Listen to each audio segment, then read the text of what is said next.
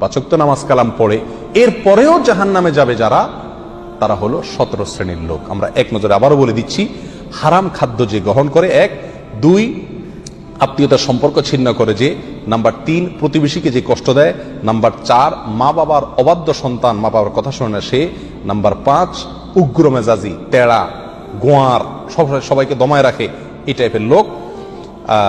Number 6 অধীনস্থদেরকে, প্রজাদেরকে, যে সমস্ত শাসকেরা, যে সমস্ত রাজারা, যে সমস্ত রাষ্ট্রপ্রধানেরা, সরকার প্রধানেরা বা যে যে লেভেলে আছে সে তার প্রজাদেরকে ধোঁকা দেয় যে তারা।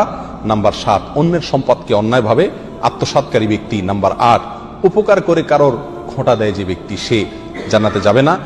নাম্বার 9 চগলখোর ব্যক্তি জান্নাতে যাবে না, মানুষের পিছনে কথা লাগায় বেড়ায় একজনের আরেকজনের কাছে। নাম্বার 10 অন্যকে নিজের পিতা হিসাবে, নিজের বাবাকে না বলে, পরিচয় না দিয়ে অন্যকে নিজের বাবা হিসাবে, পিতা হিসাবে পরিচয় দেয় যে ব্যক্তি, সে। নাম্বার 11 গর্ব এবং অহংকার করে যে ব্যক্তি, যার মনের ভিতরে অহংকার আছে, সেই জান্নাতে প্রবেশ করবে না। নাম্বার 12 রাসূলুল্লাহ সাল্লাল্লাহু আলাইহি সাল্লামকে যে ব্যক্তি ফলো করে না, তার নির্দেশকে মান্য করে না, সেই ব্যক্তি। নাম্বার 13 অকারণে তালাক কামনা করে, তালাক চায় যে মহিলা, সেই মহিলা। নাম্বার 14 দুনিয়াবী উদ্দেশ্যে যারা এলেম শিখে, কোরআন হাদিস শিখে, এলেম অর্জন করে, আলেম হয় দুনিয়াবী উদ্দেশ্যে, দুনিয়ার কোনো ধান্দায়, আল্লাহকে খুশি করা ছাড়া অন্য কোনো ধান্দায়, তারা। নাম্বার 15 চুলে বা দাড়িতে কোনো জায়গায় কালো কলব, পিওর কালো কলব ব্যবহার করে যারা, তারা।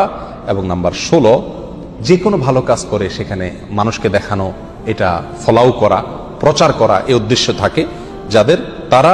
নাম্বার 17 ওয়ারিশকে বঞ্চিত করে তার হক থেকে, এরকম অভিভাবক। এই শ্রেণীর লোকেরা মুসলমান হয়েও জান্নাতি হতে পারবে না। আল্লাহ তাআলা আমাদের সবাইকে এই দুর্ভাগাদের তালিকা থেকে